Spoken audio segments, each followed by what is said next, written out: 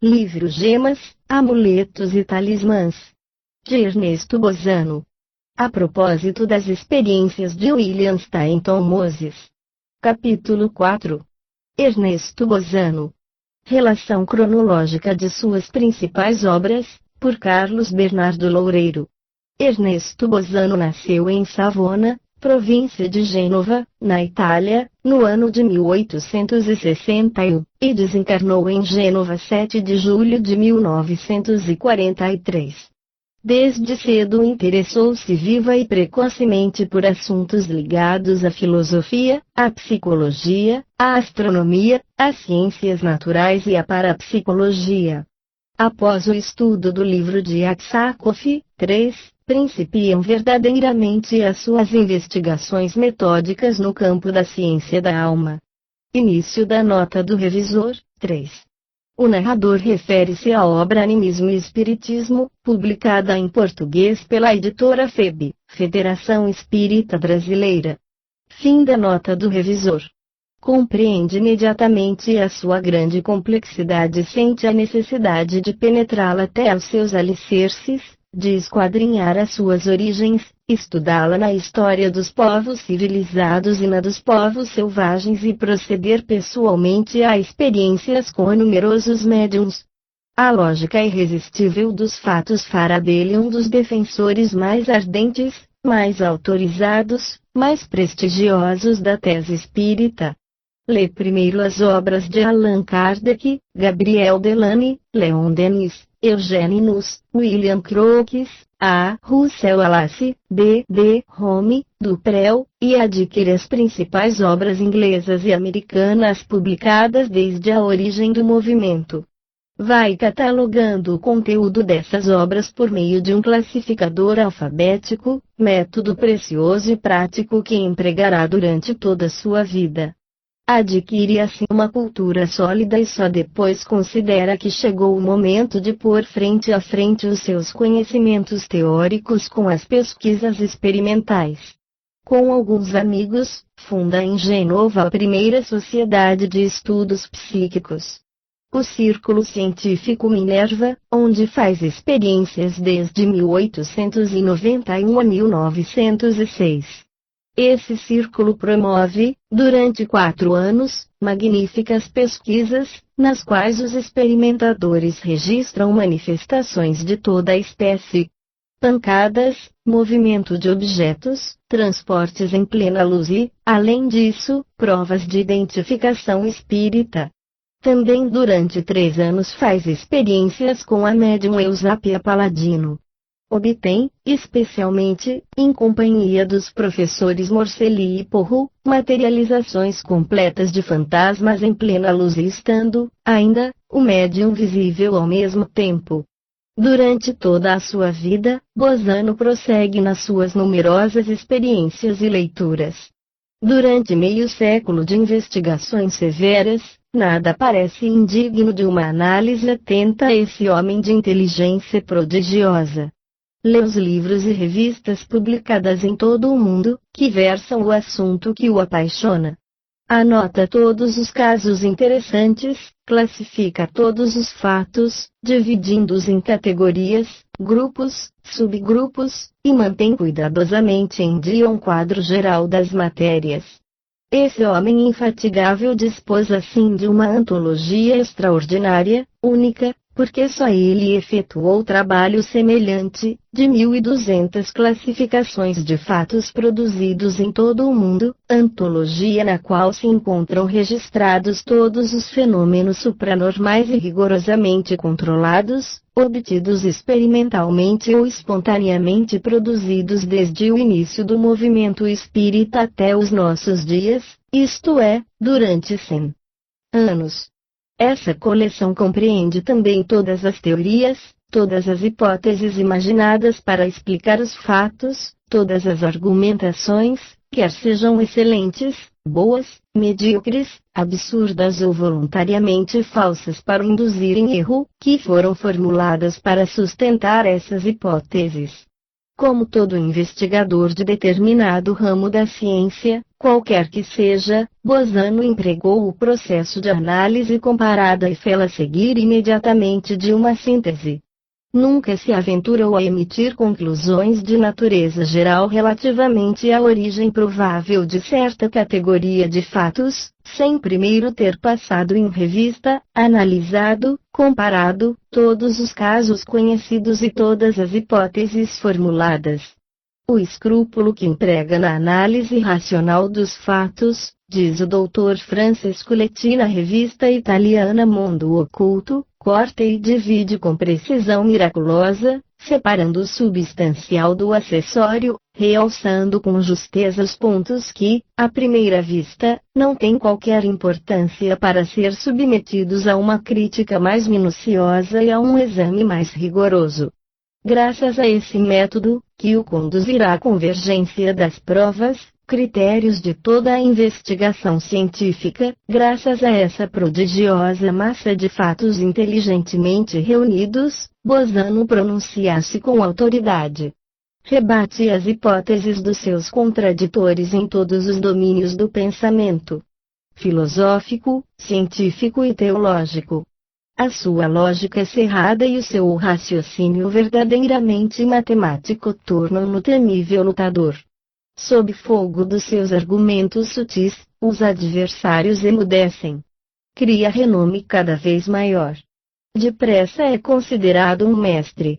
Mais de 200 cartas por mês, provenientes de investigadores curiosos de todas as partes do mundo, vêm interromper-lhe as meditações e trabalho. A delicadeza mais elementar exige uma resposta para essas cartas. Colabora em numerosas revistas italianas e estrangeiras, entre as quais La Revue Spirit.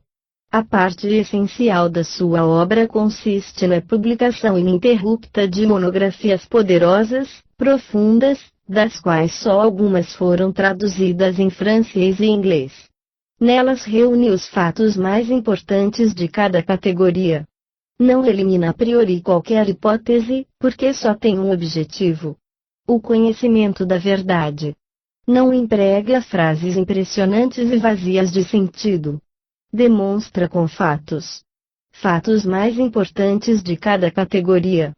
Vamos citar, por ordem cronológica, os seus trabalhos mais importantes e percorrer assim, muito rapidamente, o vasto campo da fenomenologia anímica e espírita. Em 1903, na Hipótese Espírita e Teorias Científicas, relata-nos Bosano as suas experiências com a médium Eusápia Paladino. Discute e elimina as hipóteses de fraude, de alucinação e sugestão, passa em revista as teorias explicativas e consagra um capítulo aos fenômenos de interferência, isto é, as diversas causas susceptíveis de alterar as comunicações. Termina pelas provas de identidade fornecidas no decurso dessas sessões. Conclui que tudo concorre para demonstrar que inteligências espirituais, autônomas, estranhas ao médium e aos assistentes presidem realmente a manifestação dos fenômenos mediúnicos. Em 1909, no estudo intitulado Casos de Identificação Espírita, relata as provas dadas por mortos que viveram obscuramente desconhecidos do médium e dos assistentes. Em 1911 e 1937, nos fenômenos de bilocação, comenta os diversos graus de produção dessas manifestações, graus que se completam e reforçam uns aos outros. Fenômenos ditos de sensação de integridade nos amputados, os membros fluídicos são vistos pelos sensitivos e revelados por fotografias. Desdobramento apenas esboçado, no qual o indivíduo vê, à distância, o seu duplo, embora conserve plena consciência de si próprio, autoscopia. Desdobramento completo. A consciência pessoal é transferida para o duplo, que vê, à distância, o seu próprio corpo inanimado. Desdobramento durante o sono normal, o sono magnético, a síncope, etc.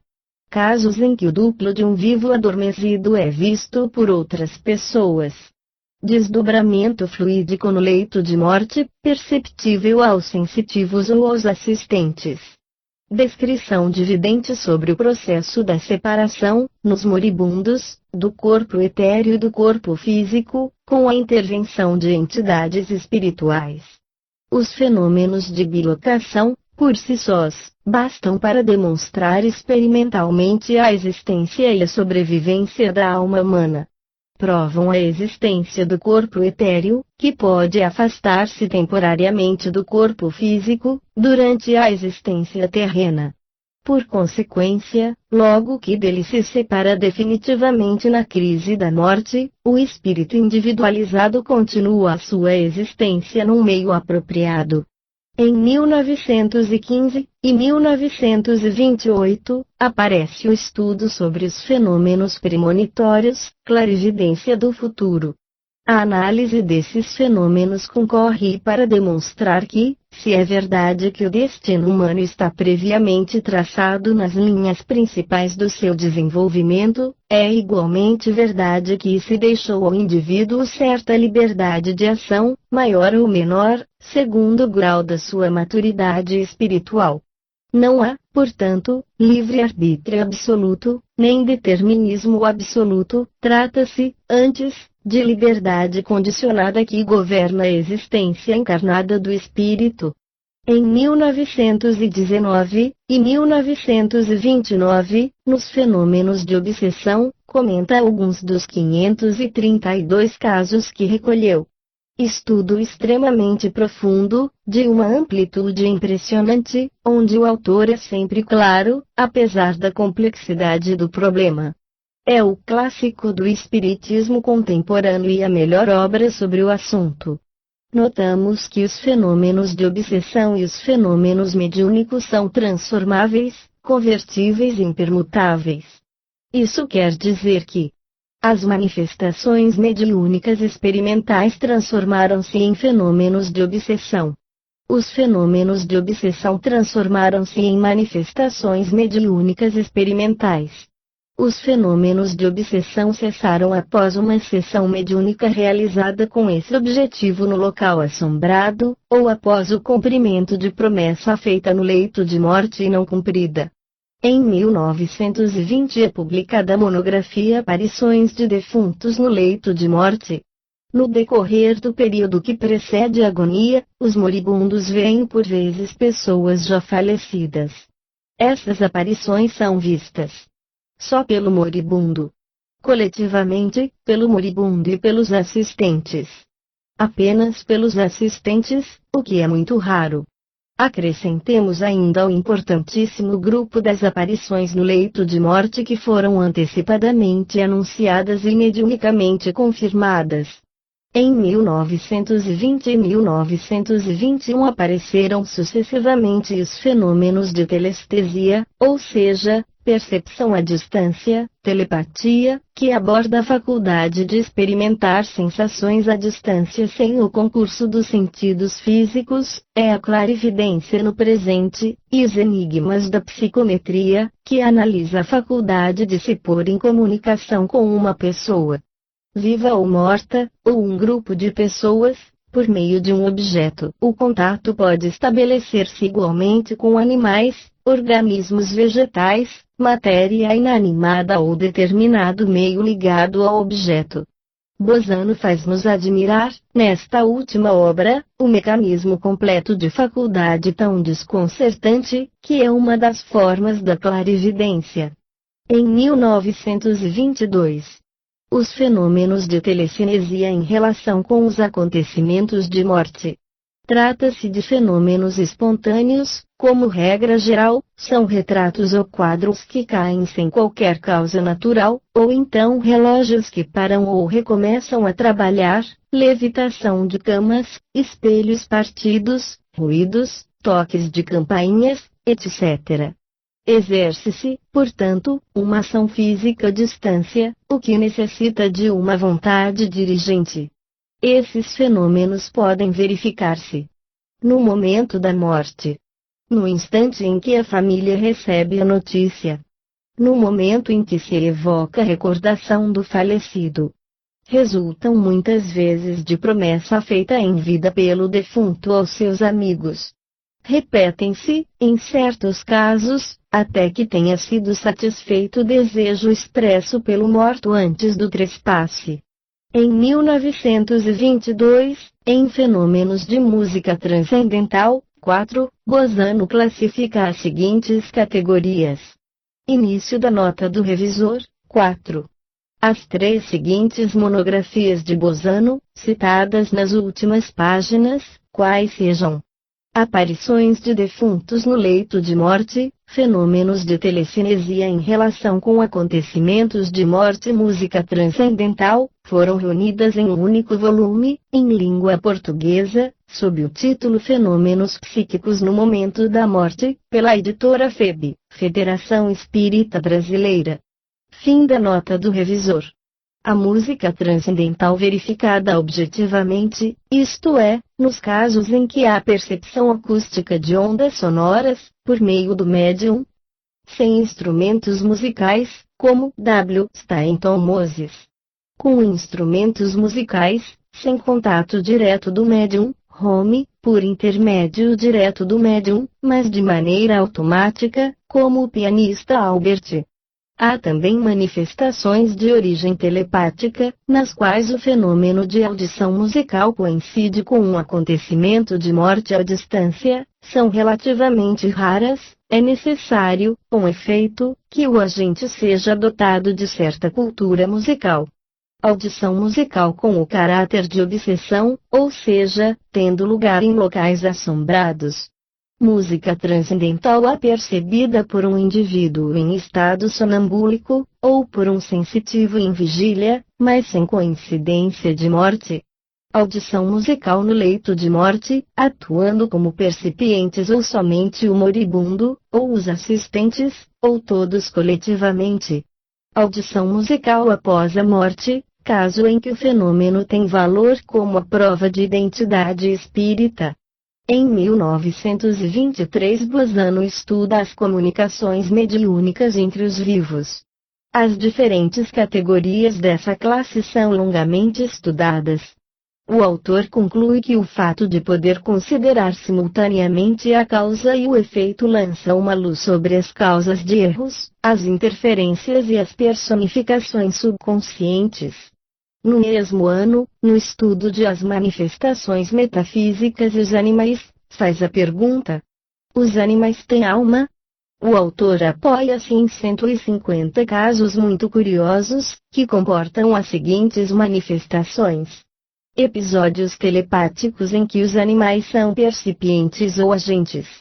Os animais veem fantasmas e outras manifestações supranormais, antes do homem ou ao mesmo tempo em que o homem, ou mesmo sós, fora de toda a coincidência telepática. De animais e premonições de morte. Os animais veem coletivamente como o homem as manifestações que se realizam nos locais assombrados. As materializações de fantasmas de animais obtidas experimentalmente. As aparições, após a morte, de fantasmas de animais identificados. Bozano conclui que tudo contribui para provar a realidade da existência e da sobrevivência da psique animal. Termina esse livro por uma discussão da maior importância a respeito do problema da vida e da evolução dos seres. Em 1925 aparecem povos primitivos e as manifestações supranormais. Todos os fenômenos que estudamos têm o seu paralelo nos povos primitivos, com as mesmas modalidades de realização. Essa monografia cita e comenta numerosos testemunhos sobre as crenças e as práticas mágicas dos selvagens. Em 1926 o autor pulveriza no livro a propósito da introdução à metapsíquica humana de René Sudre os argumentos anti-espíritas de Sudre, bem como as hipóteses acrobáticas formuladas por este para se libertar da tese espírita. Em 1927 escreve A propósito de Revelações Transcendentais, ensaio constituído por um estudo comparado extremamente severo quanto à seleção de mensagens em que os espíritos descrevem as condições e os estados da sua existência espiritual, condições e estados que diferem segundo o grau da sua evolução. Em 1929 aparece, entre outras, a monografia Pensamento e Vontade. Estudando as formas abstratas e as formas concretas do pensamento, a fotografia transcendental e as materializações, Bozano demonstra experimentalmente que o pensamento e a vontade, essas duas chaves do universo, são forças plasticizantes e organizadoras. Esse pequeno livro com uma centena de páginas é um monumento, um verdadeiro clássico do espiritismo. É a demonstração de todo o poder da ideia, do espírito, que condiciona a matéria. Ainda em 1929 Bozano publica A Crise da Morte segundo as descrições dos defuntos que se comunicam. Nessa obra, que não é mais do que um ensaio, estuda as fases que os defuntos atravessam na crise da morte e as circunstâncias da sua entrada no meio espiritual. Bozano operou uma seleção severa das mensagens obtidas mediunicamente. Classificou-as, comparou-as, tendo o cuidado de se informar previamente sobre os conhecimentos especiais de cada indivíduo a respeito da doutrina espírita. Relaciona 12 pormenores a respeito dos quais todos os espíritos que se comunicam estão de acordo e que constituem um quadro esquemático dos acontecimentos que nos esperam. Em 1930, em Literatura de Além-Túmulo, estuda uma das formas que revestem as manifestações mediúnicas de natureza inteligente. A produção de obras literárias ditadas por entidades. Tratam-se de obras de grande interesse, que não podem ser atribuídas a uma elaboração subconsciente da cultura geral, muito limitada, reconhecida aos médiuns que as escreveram materialmente. Provém de entidades estranhas a esses médiuns, sendo as provas constituídas pela forma, o estilo, a técnica da obra, independentemente da caligrafia e outras provas complementares importantes. Aparecem em seguida, 1930, algumas variedades teoricamente interessantes de casos de identificação espírita. Em 1931 Bozano classifica os fenômenos de transporte, que consistem na penetração de qualquer objeto numa sala hermeticamente fechada. Bozano eliminou completamente todos os fenômenos obtidos em obscuridade completa, com exceção dos obtidos a pedido ou cuja natureza excepcional do objeto transportado tornasse impossível qualquer prática fraudulenta. Com 2 amigos médiuns estudou esses fenômenos durante 10 anos, estudo, que se prolongou por mais 11 meses com Eusápia Paladino. Destaca as 2 seguintes características de enorme importância teórica. Os objetivos transportados nunca têm valor comercial. Governam os fenômenos de transporte severas restrições de ordem moral, por exemplo, transporte correto a respeito da propriedade de outrem. Em 1931, em Marcas e Impressões de Mãos em Fogo, Bozano reúne 2 fenômenos em que as aparições deixam sobre os objetos, tecidos e roupas, traços semelhantes aos das mãos de fogo, vestígios de queimaduras. A tonalidade vibratória dos fluidos espirituais é mais intensa do que a da substância viva ou dos tecidos vegetais. Logo que as vibrações intensas da substância espiritual encontram as mais fracas da substância viva ou dos tecidos vegetais, estes são destruídos, como se fossem queimados. Ainda em 1931 publica Investigações sobre as Manifestações Supranormais, onde reúne diferentes estudos, entre os quais citamos: Da visão panorâmica ou memória sintética à iminência da morte, as crianças e as aparições dos mortos, reminiscência de uma vida anterior, psicologia da razão humana, a significação filosófica da dúvida, As materializações de fantasmas em proporções minúsculas. 5. Início da nota do revisor. 5. Essa monografia foi publicada em língua portuguesa em um volume denominado As Materializações de Espíritos, pela editora Eco, que contém 2 pequenas obras. As Materializações de Fantasmas, de Paul Gibier, e a descrita acima, Materializações de Fantasmas em Proporções Minúsculas, de Ernesto Bozano. Fim da nota do revisor. Gemas, amuletos e talismãs. Casos de reencarnação, de identificação espírita, de premonição, etc. Em 1932, em Mediunidade Poliglota, 6, cita impressionantes casos de médiuns que falam e escrevem em línguas antigas e modernas, que desconhecem no seu estado normal. Início da nota do revisor. 6. Essa obra foi publicada em língua portuguesa sob o título Xenoglossia, Mediunidade Poliglota, pela editora FEB, Federação Espírita Brasileira. Fim da nota do revisor. Em certos casos, os demais presentes ignoram igualmente essas línguas.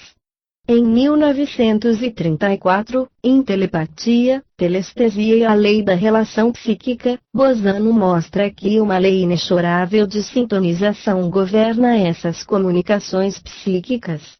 É a lei da relação psíquica, que não é mais do que uma manifestação da grande lei cósmica que rege o universo físico e psíquico, a lei da afinidade.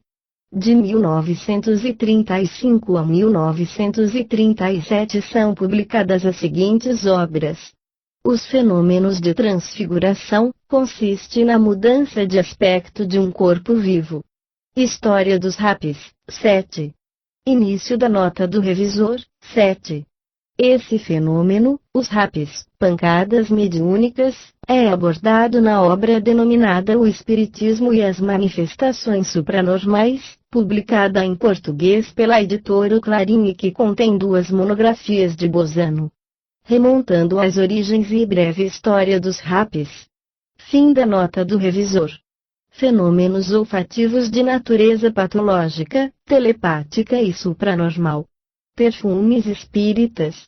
A reprodução da crise que precede a agonia nos defuntos que se comunicam. Em 1937 o comitê organizador do Congresso Espírita Internacional de Glasgow fez a seguinte pergunta a Bozano. Animismo ou espiritismo? Qual destas 2 teses explica os fatos? De certo modo, era pedir ao mestre para resumir o seu trabalho de meio século. A resposta é constituída por uma obra de síntese geral, a influência dos desencarnados na vida humana, onde o autor elimina toda a possibilidade de crítica por parte dos seus contraditores. 8. Início da nota do revisor. 8. Essa importante obra foi publicada em língua portuguesa, sob o título original Animismo ou Espiritismo, pela editora FEB, Federação Espírita Brasileira. Fim da nota do revisor. Nela demonstra que as faculdades supranormais do homem são independentes das leis de evolução biológica das espécies e passa em revista as categorias de fenômenos absolutamente inexplicáveis por outras teorias. A sua conclusão base é a seguinte: nem o animismo nem o espiritismo podem, individualmente, explicar o conjunto dos fenômenos supranormais. Ambos são indispensáveis para esse fim, pois ambos são os efeitos da mesma causa. Essa causa é o espírito humano, que, quando se manifesta sob formas passageiras durante a encarnação, determina os fenômenos anímicos e, quando se manifesta mediunicamente na condição de desencarnado, determina os fenômenos espíritas. Daqui resulta que os fenômenos metapsíquicos podem ser anímicos ou espíritas, segundo as circunstâncias. Devemos analisá-los constantemente, caso por caso, antes de nos pronunciarmos quanto à sua origem anímica ou espírita.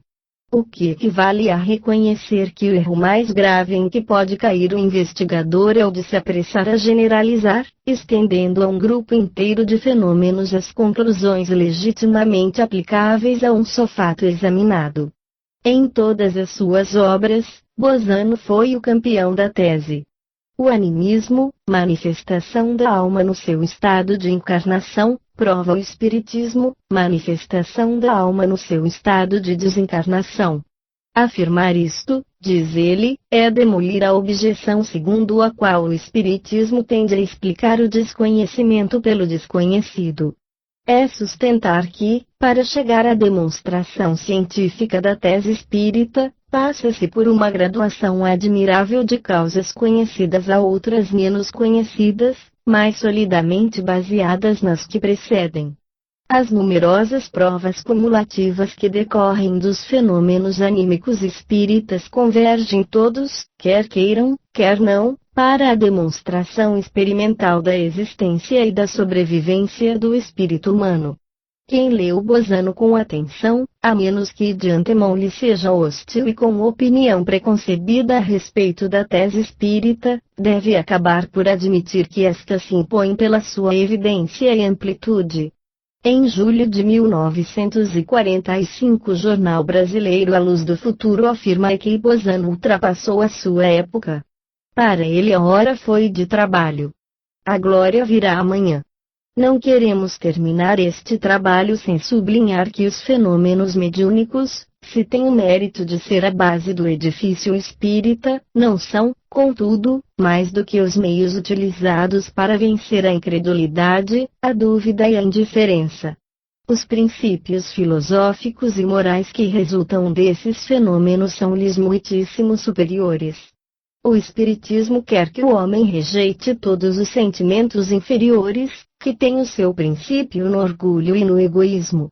Quer que a justiça, a caridade, a solidariedade, a benevolência sejam realidades vivas no seio da humanidade que ponha em prática estes dois grandes princípios. Respeito por si próprio e amor ao próximo. Quer, enfim, que a vida material se organize com fins espirituais. Conseguirá atingir esses objetivos? Sem dúvida que sim. No dia 10 de setembro de 1937, Ernesto Bozano aparece e defende a seguinte tese no Congresso Espiritista de Glasgow, Escócia, resumindo todo o gigantesco trabalho de pesquisa que realizou ao longo dos anos, sobre as mais importantes manifestações supranormais. O texto a seguir foi transcrito do capítulo Conclusões da obra Animismo ou Espiritismo, de Ernesto Bozano, editado em português pela Federação Espírita Brasileira. O presente trabalho, embora seja apenas um resumo substancial de numerosas publicações minhas sobre o tema que me sugeriu o Conselho Diretor do Congresso Espírita de Glasgow, não deixa de revestir notável valor teórico, porquanto, da síntese de múltiplas publicações condensadas num livro de pequeno porte, faz ressaltar longa série de importantes conclusões secundárias, ou de categoria, tiradas das manifestações supranormais. Anímicas e espiríticas, em todas as suas graduações. Conquanto de ordem particular, essas conclusões convergem, em imponente massa cumulativa, para uma conclusão solene, de ordem geral. A solução espírita da formidável questão pesquisada pela nova ciência que se chama metapsíquica. Não me parecendo oportuno repetir aqui todas as conclusões de ordem secundária que cheguei, limitar-me-ei a recordar apenas 3 delas, de importância fundamental.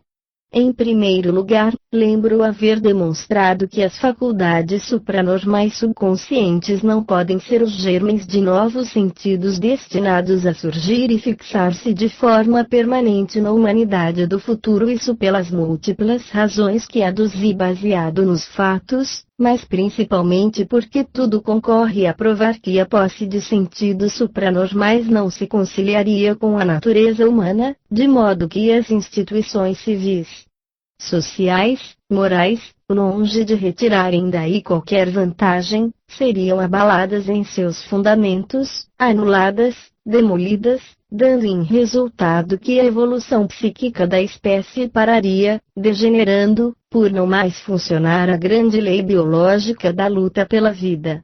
Uma vez conseguida essa demonstração, aplanado estava o caminho para o conhecimento da verdadeira natureza das faculdades supranormais em apreço, faculdades que são os sentidos espirituais da personalidade integral subconsciente, os quais existem pré-formados, em estado latente, nos recessos da subconsciência, aguardando o momento de emergir e atuar no meio espiritual, depois da crise da morte, do mesmo modo que os sentidos terrenos existem pré-formados, em estado latente, no embrião, esperando o momento de emergir e atuar no meio terreno, depois da crise do nascimento.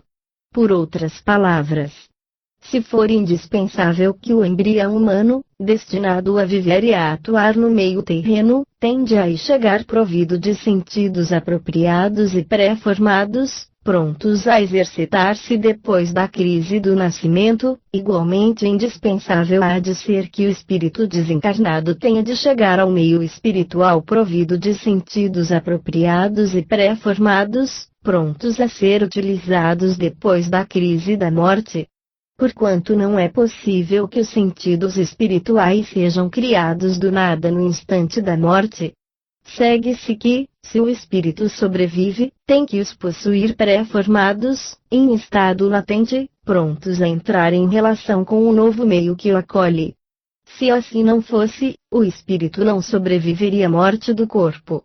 Daí se depreende que os fenômenos anímicos são os que facultam ao homem a prova mais solene e incontestável da sobrevivência. Em segundo lugar, lembro que ficou demonstrado já ser possível circunscrever-se dentro de limites bem definidos os poderes supranormais da subconsciência, poderes designados pelos nomes de clarividência no espaço e no tempo, telepatia, psicometria, telenesia, esta última no sentido de leitura nas subconsciências de outros, sem limites de distância, demonstração cuja consequência é a privar os opositores da hipótese espírita da mais formidável arma de que dispunham para combatê-la e de que se prevaleciam até ao absurdo. Em terceiro lugar, lembro que também ficou demonstrado que, mesmo quando se admita, a título de concepção teórica, que as faculdades subconscientes possuem o atributo divino da onisciência, não se conseguiria neutralizar a possibilidade de obter-se um dia prova científica da sobrevivência humana, possibilidade solidamente firmada no conjunto inteiro das manifestações supranormais, anímicas e espiríticas. E não apenas sobre provas de identificação espírita fundada nas informações pessoais dadas pelos defuntos que se comunicam, conforme presumem constantemente os opositores. Evidente, portanto, se faz que a solução, no sentido aqui indicado, das três questões fundamentais em apreço equivale à solução do problema do ser, em sentido espiritualista, donde se segue que o animismo prova o espiritismo e de tal modo que, sem o animismo, o espiritismo careceria de base. Ao mesmo tempo e como complemento das conclusões a que cheguei, discuti a fundo, em 2 capítulos extensos, os casos das comunicações mediúnicas entre vivos e os fenômenos de bilocação, 2 categorias de manifestações teoricamente importantíssimas por corroborarem as referidas conclusões, em sentido espiritualista. No capítulo sobre casos de comunicações mediúnicas entre vivos, comecei por explicar que, produzindo-se por processos idênticos àqueles pelos quais se produzem as comunicações mediúnicas de defuntos, aquelas outras ofereciam a possibilidade de apreender-se melhor a gênese destas últimas, lançando luz nova sobre as causas dos erros, das interferências, das mistificações subconscientes que nelas se deparam e, sobretudo, contribuindo a provar com rara eficácia a realidade das comunicações mediúnicas com os defuntos, pela consideração de que, nas comunicações entre vivos, se pode verificar a realidade integral do fenômeno, interrogando as pessoas colocadas nas duas extremidades do fio e comprovando que os fatos se desenrolam conforme o diálogo supranormal o fazia supor. Daí a sugestiva dedução de que, quando na outra extremidade do fio se acha uma personalidade mediúnica que afirma ser um espírito de defunto e o prova dando informações biográficas que todos os presentes ignoram, racionalmente se deve concluir que do outro lado do fio está o espírito de defunto que se declara presente, do mesmo modo que nas comunicações entre vivos é positivamente certo que no outro extremo do fio está o vivo que se manifesta mediunicamente. Uma vez posta a questão a resolver sobre bases, de fato, positivas, restava dissipar uma dúvida relativa às modalidades sob as quais se produzem as duas ordens de fenômenos, dúvida que consiste na aplicação da hipótese telepática como faculdade selecionadora de informações pessoais nas subconsciências de terceiros, sem limites de distância, telenesia, hipótese esta em que se escudavam os opositores para afirmar que, quando uma personalidade mediúnica dá informações biográficas que todos os presentes ignoram, isso não demonstra que o espírito de um certo defunto esteja com efeito presente, uma vez que, não se podendo pôr limites às faculdades telepáticas, é sempre de supor-se que o médium haja extraído da subconsciência de pessoas distantes as informações que tenha prestado. Vimos, porém, que essa arbitrária hipótese está em erro na sua primeira proposição, porquanto demonstramos que se podem circunscrever, dentro de limites bem definidos, as faculdades investigadoras da telenesia. Em seguida, analisando as comunicações mediúnicas entre vivos, chegamos igualmente a demonstrar que a referida hipótese erra também na sua segunda proposição, porquanto tais comunicações, longe de consistirem num processo fantástico da natureza citada, consistem numa verdadeira conversação entre duas personalidades subconscientes, o que equivale a colocar a questão em bases radicalmente diversas, uma vez que se tem de inferir que, se esta última circunstância de fato transforma as comunicações mediúnicas entre vivos em provas resolutivas de identificação pessoal dos vivos que se comunicam, forçoso será concluir-se no mesmo sentido, relativamente às comunicações mediúnicas com os defuntos, transformando-se estas, a seu turno, em provas resolutivas de identificação dos defuntos que se comunicam, tudo isso, bem entendido, sob a condição de que, num caso como no outro, se comprove que as conversações são da natureza indicada. Firmado isto, segue-se que a solução, no sentido apontado, da importante questão referente às modalidades sob as quais se desenvolvem as relações supranormais entre dois psiquismos de vivos assume notabilíssimo valor teórico.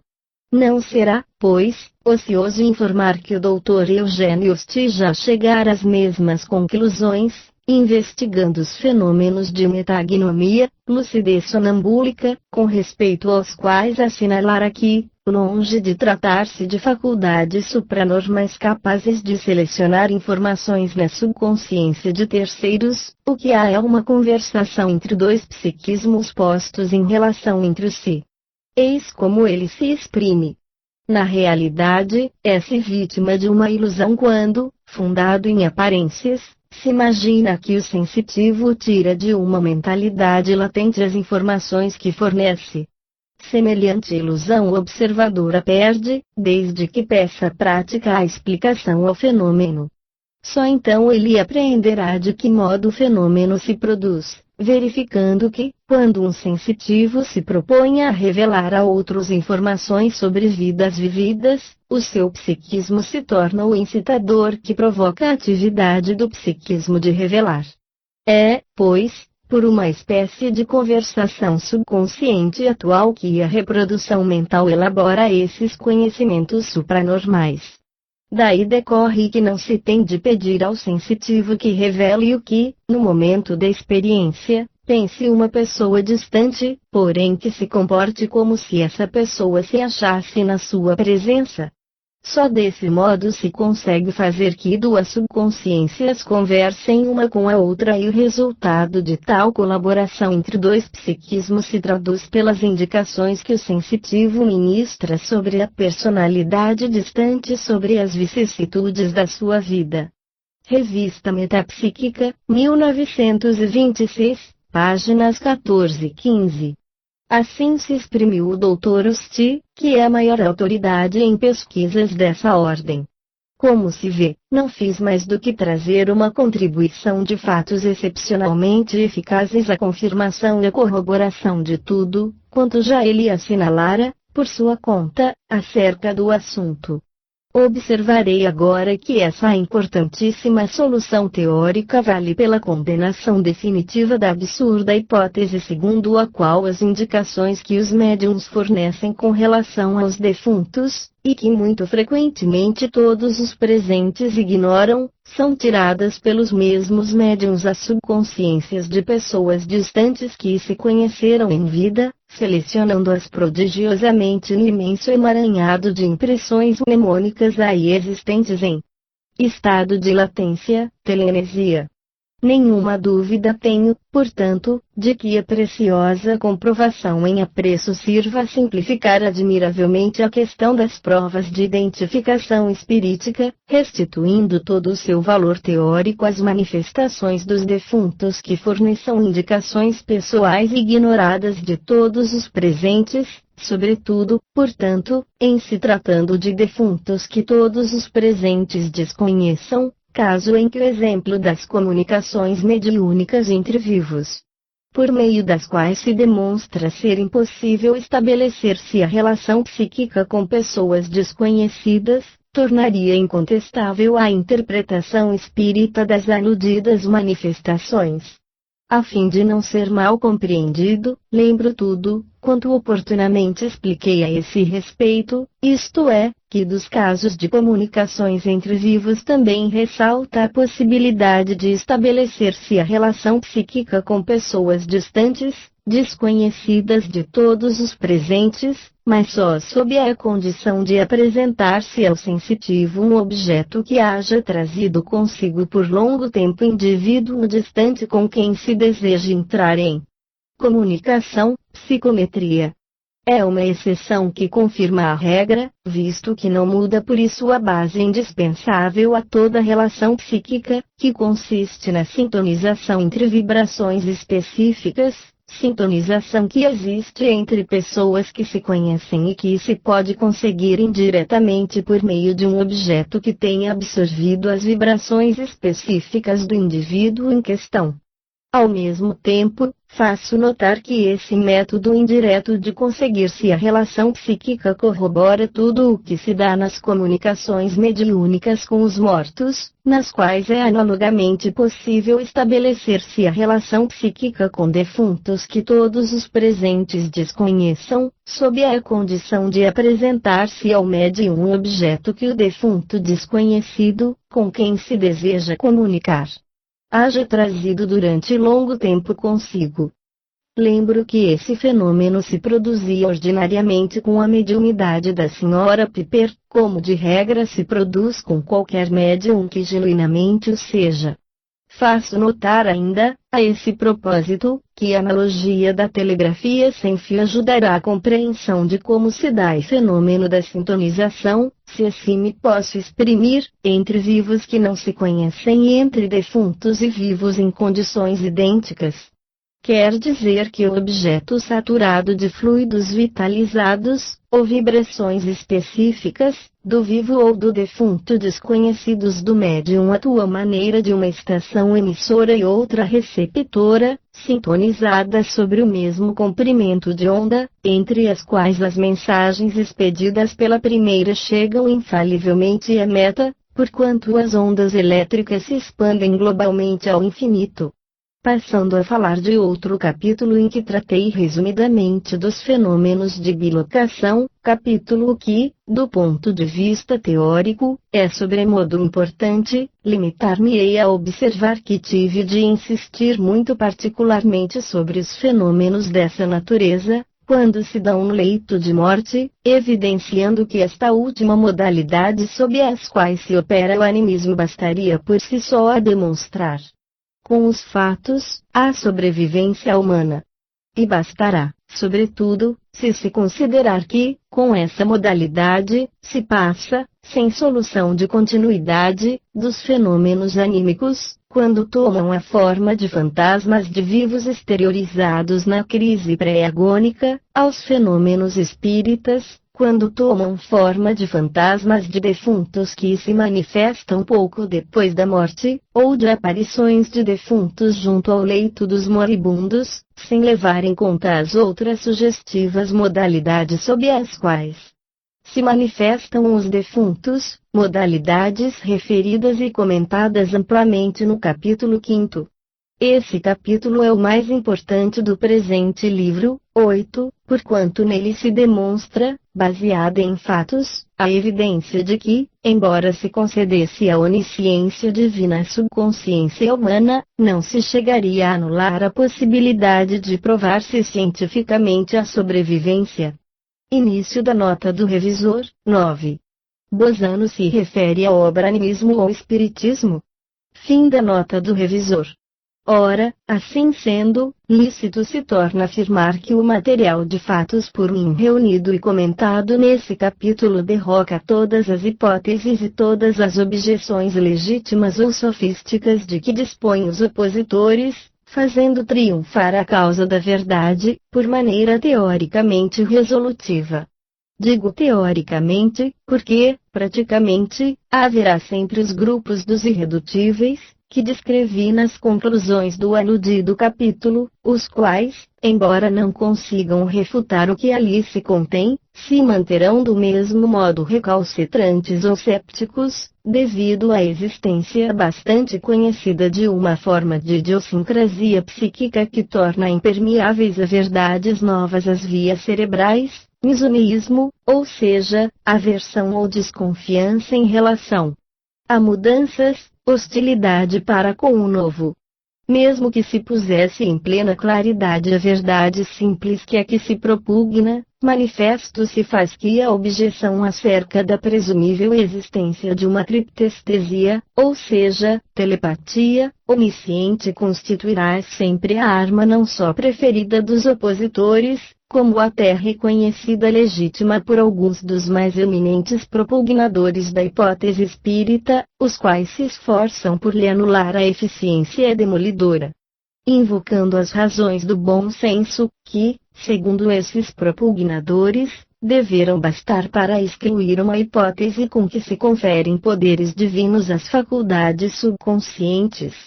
Tinham eles razão de apelar para o bom senso contra as audácias inverossímeis da fantasia adversa, mas, as invocações desse gênero eram impotentes para demolir as afirmações dos que se faziam fortes com uma objeção irrefutável, porque indemonstrável.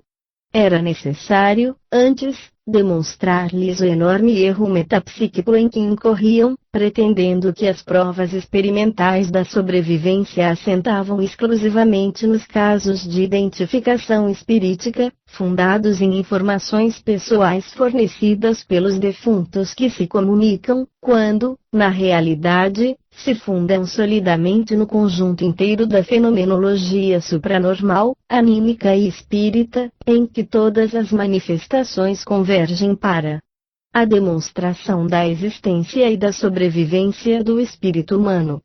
Ora, é esta última verdade que se acha demonstrada no presente trabalho, baseando-se a demonstração em exemplos tomados às várias categorias de manifestações supranormais, reunidas e comentadas no capítulo 5º. É realmente curioso que até hoje a ninguém houvesse ocorrido mostrar aos opositores o erro enorme em que caíram e persistiam, bem como que ninguém haja pensado em apontar alguns eminentes propugnadores da hipótese espírita o erro deplorável em que, a seu turno, haviam incorrido, reconhecendo por justificada a hipótese dos adversários. Entre eles contava-se o genial propugnador de um espiritismo cientificamente compreendido, o Dr. Gustave Gelée, que considerou legítima a objeção de que se trata, reconhecendo-lhe a eficácia neutralizante e declarando-a, por enquanto, impossível de ser eliminada, embora fosse ela indubitavelmente fantástica e filosoficamente absurda. Por entender assim é que invocava as razões do bom senso. Erro curioso, num pensador da sua força, tanto mais se ponderar que ele perseverou nesse erro durante toda a sua vida, porquanto, depois de haver admitido a eficácia anulatória de tal objeção, num de seus primeiros livros, admitiu-a francamente ainda no último período da sua nobre existência, dirigindo ao Congresso de Copenhague uma mensagem, onde se expressava nestes termos. Por enquanto, seja qual for a prova direta e imediata em favor da sobrevivência, ela corre o risco de ser afastada peremptoriamente pela imensa maioria dos homens de ciência, inclusive os versados em metapsíquica, os quais observam que, a rigor, qualquer fenômeno pode explicar-se por meio das faculdades supranormais da subconsciência. E é manifesto que, se reconhecerem nos médiuns capacidades multiformes de manifestação, poderes de diaplastia subconsciente, de criptonesia, ou seja, é a memória inconsciente, de leitura do pensamento e de lucidez, não mais haverá lugar para uma prova segura de identificação espírita. A meu ver, seria inútil negá-lo, para permanecer obstinadamente na senda das identificações pessoais. A demonstração direta da sobrevivência humana, dado seja possível, não constituirá a base, mas o coroamento do edifício metapsíquicos. Anais, página 38. Conforme deixei dito, muitos anos antes havia ele externado o mesmo conceito em seu livro O Ser Subconsciente. Deste modo, é evidente que, se admitir um desenvolvimento ilimitado aos fenômenos de exteriorização e um poder correlato às faculdades subconscientes, se conseguirá explicar tudo, sem necessidade de recorrer-se à intervenção de entidades espirituais. Página 103. Era, portanto, natural que o Dr. Ost colhesse de relance as infelizes declarações do Dr. Gelée ao Congresso de Copenhague, para se valer delas como a prova de que este último, no derradeiro período de sua vida, renunciara às convicções espíritas. Não perdeu ele a oportunidade para comentar o fato, observando que a bela inteligência do Dr. Gelée, aberta a todas as verdades, não deixara de perceber que tudo em metapsíquica é explicável por meio dos poderes transcendentais dos vivos, conclusão distanciada da verdade, quer quanto à substância, quer quanto à referência pessoal. Mas, pelo que concerne à referência pessoal, dou-me pressa em acrescentar que o Dr. Ost estava de perfeita boa-fé quando assim se exprimia, pois ignorava que o Dr. Gelée houvesse formulado o mesmo conceito num dos seus primeiros livros, isto é, quando, incontestavelmente, era espiritualista convicto, qual, aliás, se conservou por toda a sua vida, conforme quem isto escreve pode atestar, baseado nas últimas cartas que dele recebeu. O que, ao contrário, ressaltava efetivamente dela a reiteração do mesmo erro ao Congresso de Copenhague era isto. O Dr. Gelée perseverara toda a sua vida em dar importância à suposição falaz de que não existiam outras manifestações supranormais em favor da sobrevivência, além dos casos de identificação espirítica fundados nas informações pessoais ministradas pelos defuntos que se comunicam. A este propósito, ocorre acentuar que o erro em que caíram, de um lado, o Dr. Gelée, De outro lado, o Dr. Osti constitui notável exemplo a confirmar tudo o que afirmei nas conclusões do 5º capítulo, com relação ao fenômeno psicológico referente à grande dificuldade, singularmente generalizada, de terem-se presente sempre ao critério da razão todos os dados constitutivos da questão a resolver-se. Dados perfeitamente conhecidos daquele que os ouvida. A consequência é que o raciocínio humano quase sempre induz e deduz fundado em processos, às vezes extremamente parciais de síntese, que levam a lastimáveis conclusões errôneas. Ora, no nosso caso, tanto o Dr. Gelei, quanto o Dr. Osti conheciam a fundo todas as categorias de fenômenos que enumerei no capítulo 5º, todavia, em chegando o momento de utilizá-las, antes de concluírem, esqueceram-nas completamente, pelo que foram ambos ter a conclusões erradas, um no empenho de defender, o outro no de destruir as bases da solução espiritualista do problema do ser. Tudo isso revigora, de modo eficientíssimo, a seguinte observação de Stanley de Brat. É notabilíssimo o fato de que a grande maioria dos espiritualistas e, sobretudo, a grande maioria dos seus opositores dão prova de deplorável incapacidade para afirmarem solidamente suas convicções, ou suas opugnações, sobre o conjunto dos fatos pesquisados. É precisamente assim e essa comprovação tem o valor de um ensinamento solene, que nunca se deverá esquecer. Concluo epilogando novamente as resultantes obtidas e o faço em forma de resposta à questão que me submeteu o Conselho Diretor do Congresso Espírita Internacional de Glasgow. Animismo ou Espiritismo? Qual dos dois explica o conjunto dos fatos? Respondo.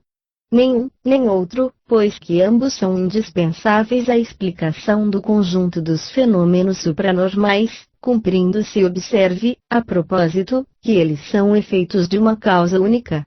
O espírito humano que, quando se manifesta em momentos fugazes, durante a existência encarnada, determina os fenômenos anímicos e, quando se manifesta na condição de desencarnado no mundo dos vivos, determina os fenômenos espíritas. Decorre daí um importante ensinamento. Que os fenômenos metapsíquicos, considerados em conjunto, a começar pela modestíssima tipologia da trípode mediúnica e pelos estalidos no âmago da madeira, para terminar nas aparições dos vivos e nas materializações de fantasmas vitalizados e inteligentes, podem ser fenômenos anímicos ou espíritas, conforme as circunstâncias. É racional, com efeito, supor-se que o que um espírito desencarnado pode realizar também deve podê-lo, embora menos bem, um espírito encarnado, sob a condição, porém, de que se ache em fase transitória de diminuição vital, fase que corresponde a um processo incipiente de desencarnação do espírito, sono fisiológico, sono sonambúlico, sono mediúnico, êxtase, delíquio, narcose, coma.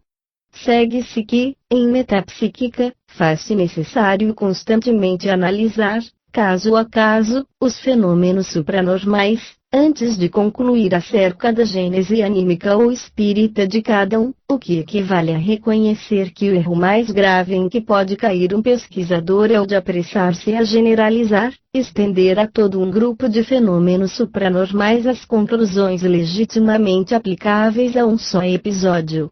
E é esse o erro em que muito a miúde incorrem tantos animistas totalitários como os espiritistas. Nos primeiros, porém, semelhante erro constitui regra sistemática, pois, se assim não fosse, eles não seriam animistas totalitários. Fim do livro Gemas, Amuletos e Talismãs, de Ernesto Bozano. A propósito das experiências de William Stainton Moses. Caro amigo, se você gostou deste livro e tem oportunidade de adquiri-lo, faça-o, pois os direitos autorais são doados a instituições de caridade. Muita paz.